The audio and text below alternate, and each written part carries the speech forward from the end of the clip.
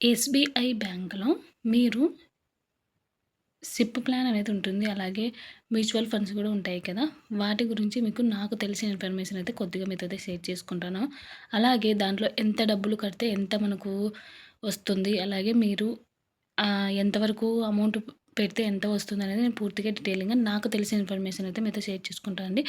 చాలామంది మనీని మంచిగా సేఫ్ ప్లేస్‌లో అలాగే మనకు త్వరగా అంటే త్వరగా కాదు ఎక్కువగా మనకు సేఫ్ ఉండాలి. అలాగే మనకు అమౌంట్ కూడా ఎక్కువగా వచ్చే విధంగా మనం ఇన్వెస్ట్‌మెంట్ చేయాలనుకుంటాము. అంటే మనం ఎంతో కష్టపడి మనీని సంపాదిస్తాము. దాన్ని సేవింగ్ చేసుకున్న తర్వాత ఆ అమౌంట్‌ను మనకు డబుల్ అయ్యే విధంగా మనమైతే ఇన్వెస్ట్‌మెంట్ అయితే చేయాలి కాబట్టి మీకు ఎస్‌బీఐ అనేది మీకు అందరికీ తెలిసే ఉంటుంది. అది గవర్నమెంట్‌ది కాబట్టి బ్యాంకు కంపల్సరీ మీకు నమ్మకం అయితే 100-200% అయితే నమ్మకం ఉంటుందండి.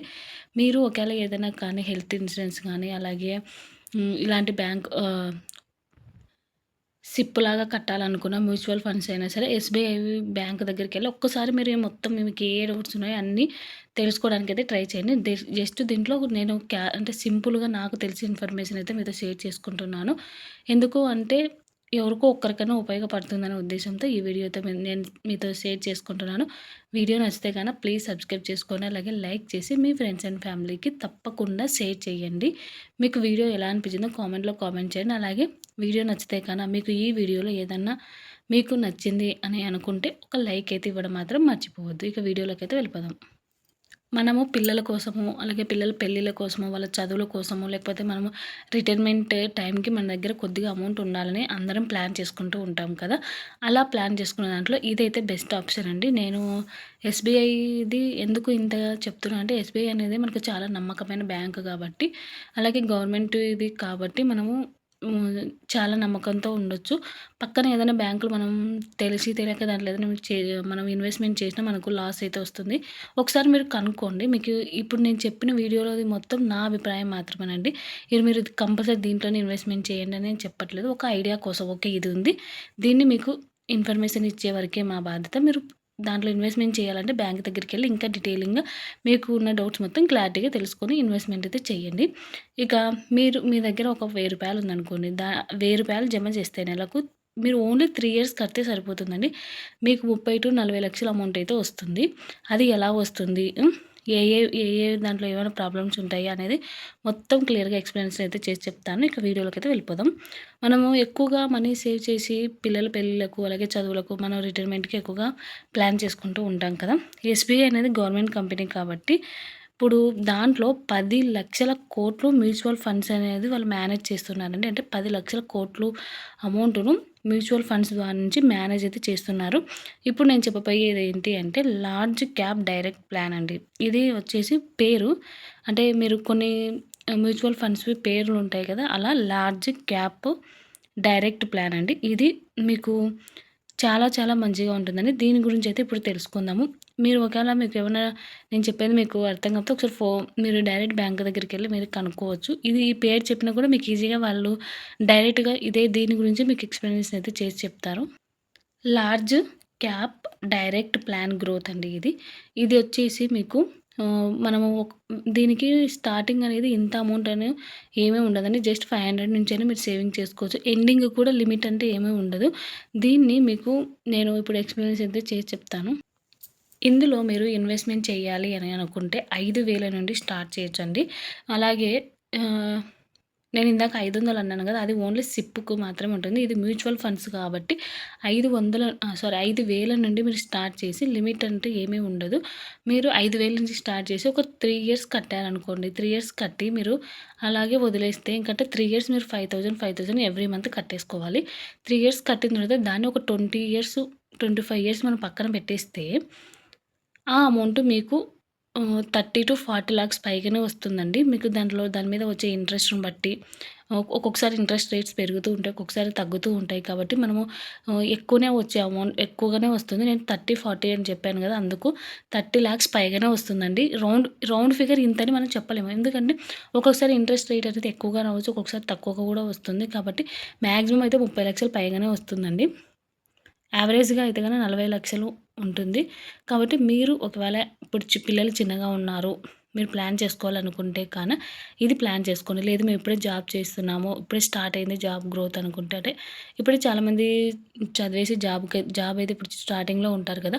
అలాంటి వాళ్ళు కూడా ఇప్పుడు ఇది స్టార్ట్ చేయండి. మీకు బాగా యూజ్ అయితే అవుతుంది. మనం ఒక 3 ఇయర్స్ అయితే ఈ 3 ఇయర్స్ కడితే సరిపోతుంది కాబట్టి మనం ఎవ్రీ ఇయర్ కట్టాల్సిన అవసరం కూడా ఉండదు. ఒక 3 ఇయర్స్ కట్టేసి మనం వదిలేస్తే అది ఎప్పుడూ కూడా మనము మ్యూచువల్ ఫండ్స్ అయినా, సిప్ అయినా కానీ మనము ఇప్పుడు స్టార్ట్ చేసి ఒక 5 ఇయర్స్, 10 ఇయర్స్‌కి మనకు అమౌంట్ కావాలి అనుకుంటే అమౌంట్ అనేది తక్కువగా వస్తుందండి. వస్తుంది బట్ తక్కువగా వస్తుంది. అలా కాకుండా కొన్ని సంవత్సరాలు మనం అలా వదిలేసేసుకోవాలి. వదిలేసుకుంటేనే అది మనకు ఎక్కువగా డబుల్ అయ్యే ఛాన్సెస్ అయితే ఉంటాయి. మీరు ఇప్పటివరకు స్టార్ట్ చేయకపోతే ఒకసారి ఇదైతే ట్రై చేయండి మ్యూచువల్ ఫండ్స్‌ది. అలాగే సిప్ అయితే గన 500 నుంచి కూడా మీరు స్టార్ట్ చేయొచ్చు. ఈ సిప్‌లో కూడా మీకు గోల్డ్ మీద ఇన్వెస్ట్‌మెంట్ చేసే ఆప్షన్ ఉంటుంది. అలాగే మనీ రూపంలో కూడా ఇన్వెస్ట్‌మెంట్ చేసుకోవచ్చండి. సిప్ కూడా చాలా బాగా ఉంటుంది.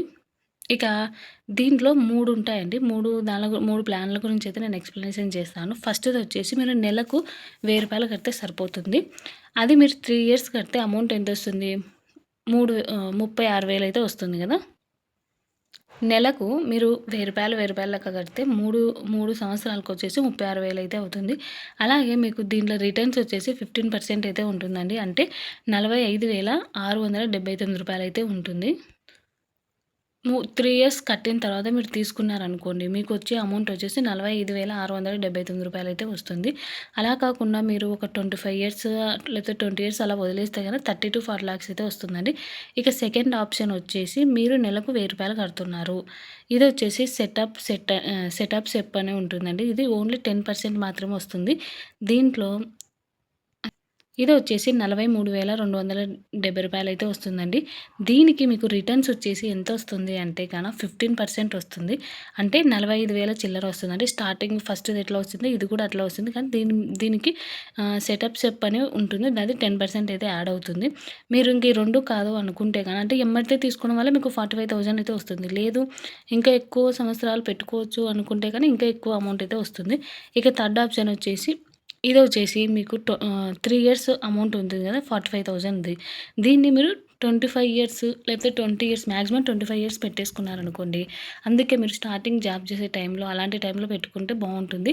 అలా మనం 3 ఇయర్సే కాబట్టి కట్టాల్సింది. కొంచెం ఇబ్బంది అయినా సరే కష్టపడి దాన్ని కట్టేసుకున్నామనుకోండి. మనకు ఫ్యూచర్‌లో పిల్లలకు మ్యారేజ్‌కైనా అది అమ్మాయి, అబ్బాయి అయినా సరే వాళ్ళకు స్టడీస్‌కైనా లేకపోతే మనకు ఆహ్, అప్పటికి జాబ్‌లనే అంటే మనం ఏం చేయలేని పరిస్థితిలో ఉన్నప్పుడు మనకి అమౌంట్ అయితే బాగా యూజ్ అయితే అవుతుంది.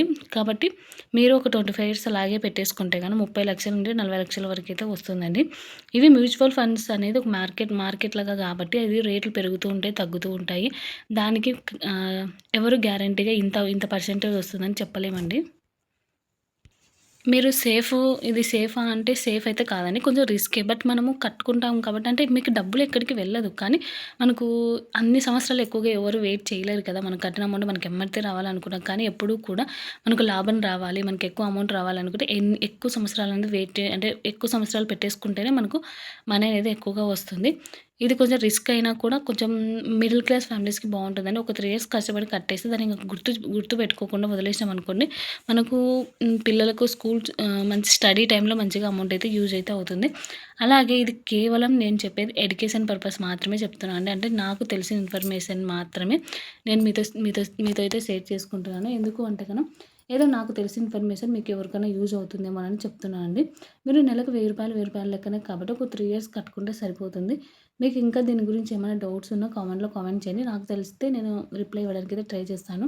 మీరు ఒకేళ కట్టుకోవాలి, నేను సేవింగ్ చేసుకోవాలనుకుంటున్నాను, కట్టుకోవాలండి పిల్లల కోసం అనుకుంటే ఇది హౌస్ వైఫ్స్ అయినా ప్రతి నెల కట్టేసుకోవచ్చు. లేదు అలా కాదు మామూలుగా ఎవరైనా గానీ కట్టుకోవాలనుకుంటే ఒక్కసారి బ్యాంక్ దగ్గరికెళ్ళి మీరు ఇన్ఫర్మేషన్ తెలుసుకోండి. ఇప్పుడు నేనే కాదు ఎవ్వరు చెప్పినా కూడా జస్ట్ మేము చెప్పే ఇన్ఫర్మేషన్ మీకొక అంటే ఎడ్యుకేషన్ పర్పస్ అంటే మీకు ఇది తెలీదు. ఇది ఉందండి అని చెప్పడానికి మాత్రమే.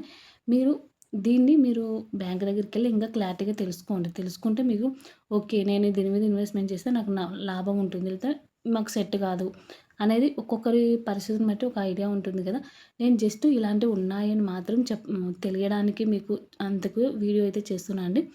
ఇక వీడియో అయితే ఇంత ఎండ్ చేస్తున్నాను. వీడియో నచ్చితే గనక సబ్స్క్రైబ్ చేసుకోండి. అలాగే మీకు ఇలాంటివి ఇంకా బ్యాంకుల గురించి, అలాగే సిప్పుల గురించి, అలాగే మ్యూచువల్ ఫండ్స్ గురించి ఏమైనా డౌట్స్ అంటే వీడియోస్ కావాలన్నా కూడా కామెంట్ చేయండి. నేను చేయడానికైతే ట్రై చేస్తాను. అలాగే ఈ వీడియో పైన మీ అభిప్రాయాన్ని నాకు కామెంట్‌లో కామెంట్ చేయండి. ఈ వీడియోలో మీకేమన్నా డౌట్స్ ఉంటే కామెంట్ చేయండి. నేను రిప్లై ఇవ్వడానికైతే ట్రై చేస్తాను. Thank you for watching.